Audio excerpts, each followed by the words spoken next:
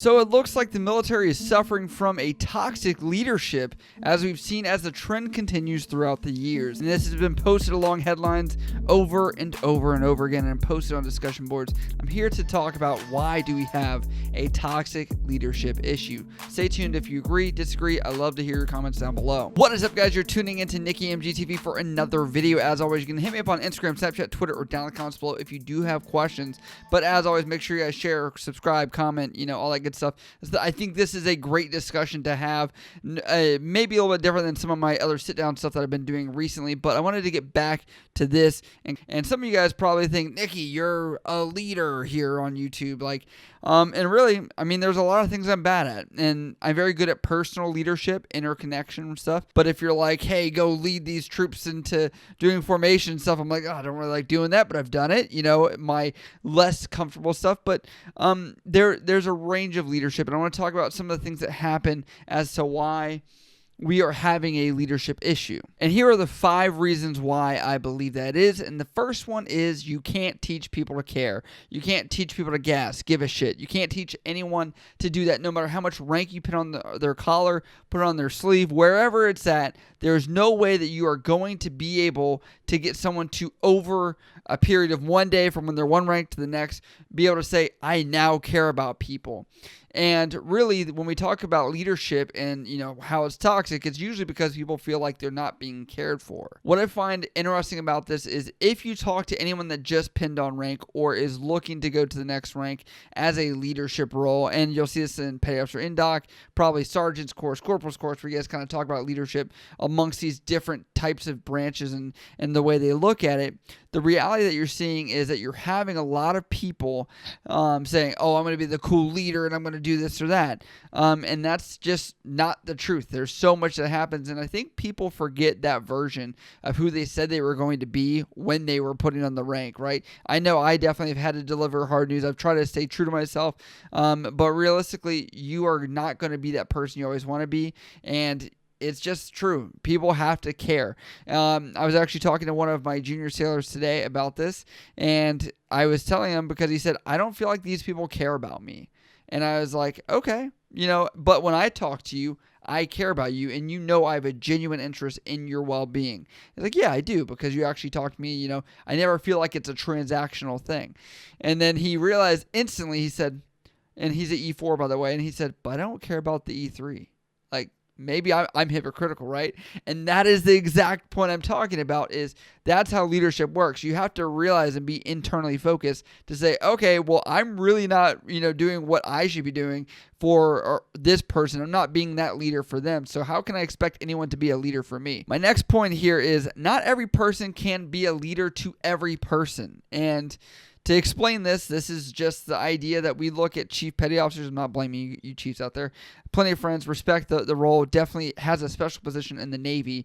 But what I want to say is they're meant to, lead junior officers. They're supposed to lead junior enlisted, or a little bit of senior enlisted if you count E6 as well. But if you look at this, that's just a bad logic to really carry with you throughout the entire thing, because there is no possible way.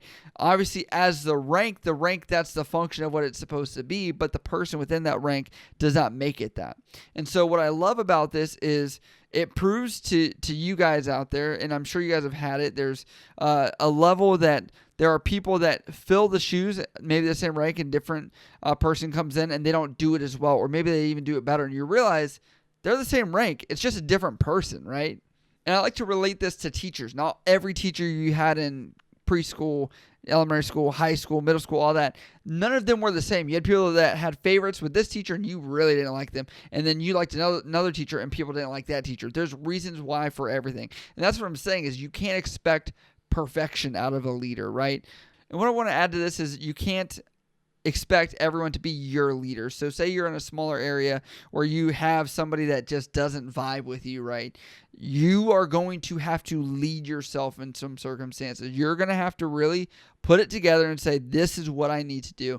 I say this out of somebody that has done that for myself. And I will say, if you do that, if you lead yourself, you will realize people above you are going to notice that and recognize you to move up. And also people are going to come to you when they see that you are doing stuff.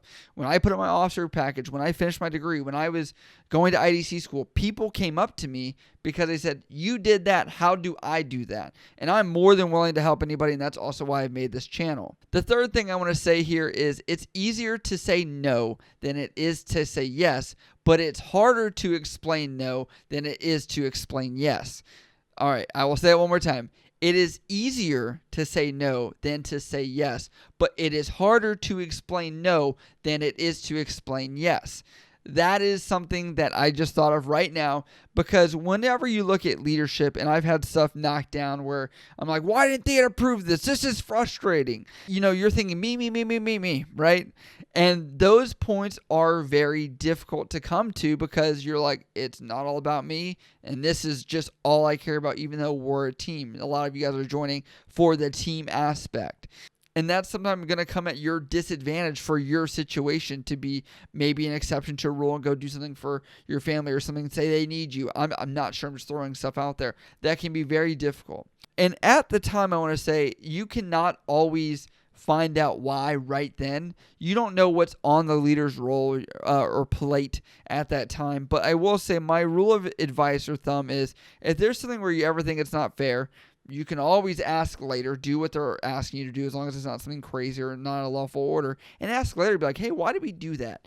And I've realized as someone that's an E6, you know, kind of this mid-level management where I get to say, there's usually a reason why we're doing something all the time. There's never like a just because. And if you do ever feel like you're being singled out, obviously there is equal opportunity as well. If you guys do have issues, you have a representative at every command. If you do feel like it's a just because, unfair, unjust reason. That rolls us right into the fourth thing here, which I say, it's more than just you and life isn't fair. And that's kind of what I was rolling into with that last half is life is not going to be fair. And I know it sucks. My stepdad used to say it to me all the time back in the day. And I was like, yeah, but I want it to be fair. And I know. I totally get it. And I'm not saying suck it up. I'm really not trying to say that here. But what I want to say is there's a lot of times where I've felt things were unjust in my position. And I had to look at my perspective. And how I say it all the time, I've always come back and said, I learned from that situation very well.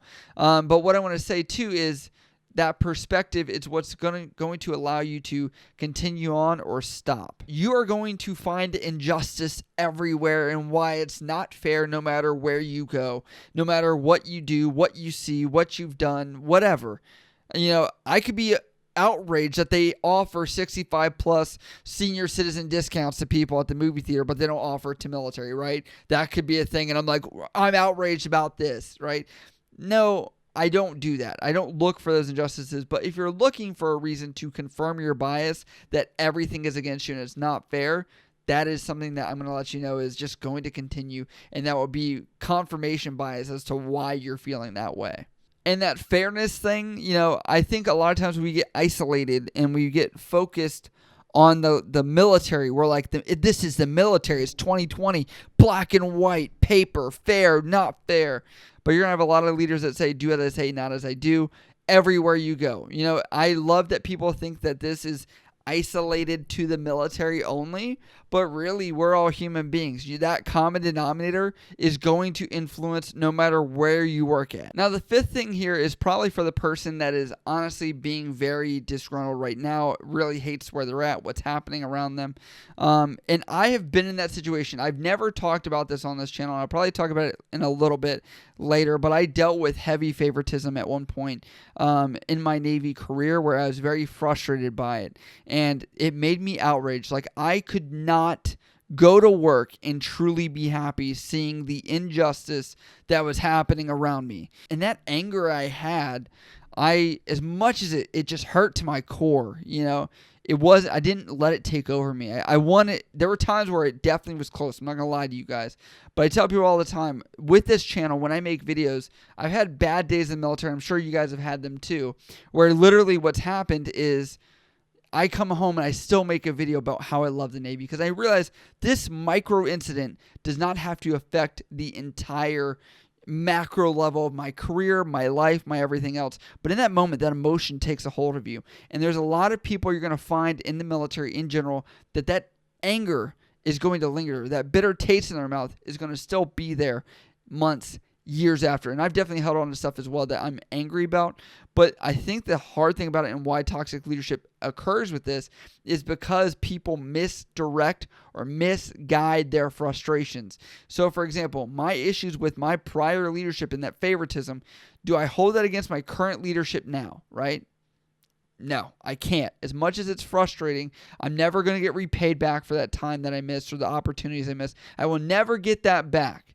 But I can tell them where I've been in my frustrations and say, this is what I've dealt with, and find allies with leaders that are actually good and that I align with. And that's what I've noticed in my current issue of where I'm at is you don't have to be liked by every single leadership person. You have to find a few allies that are going to be in your corner and help you out. So these are the 5 reasons why I think we're dealing with toxic leadership and things that I've experienced myself or that I see or witness. There are probably definitely more because we're talking about injustices, right? Kind of like as I was talking about during this video. I'd love to hear what you guys think because no one can ever formulate an argument of toxic leadership. We pretty much have an issue where we say this injustice happened, toxic leadership, and we throw that on there, and then that's really where the conversation dies. So let me know your guys' thoughts, something that you've experienced, because I'm going to tell you, it's out there. It's something to know, and someone that came through the ranks from 18 years old at E1 to E6, I've definitely dealt with some bad leaders, and I've learned from those people, just as much as I've learned from some great leaders, and for those bad leaders, as much as I despise some of the things that some of the people have done to me where I've felt like I've been wronged, I've definitely thought, how can I never replicate that? And obviously make the military better. And that's what I try and do every day on the channel. That's what I try and do every day in person. And I'm not perfect. And I want to say that is probably a 2020 issue is we expect zero deviation, no deviance from perfection. And I think that's maybe the wrong approach to this toxic leadership thing. But again, please share this video if you guys like it, don't like it. Let me know down in the comments below. But I definitely think this is a conversation worth having. If you guys have questions, hit me up on Instagram, Snapchat, Twitter, or down in the comments below. I love you guys. I'll see you next time.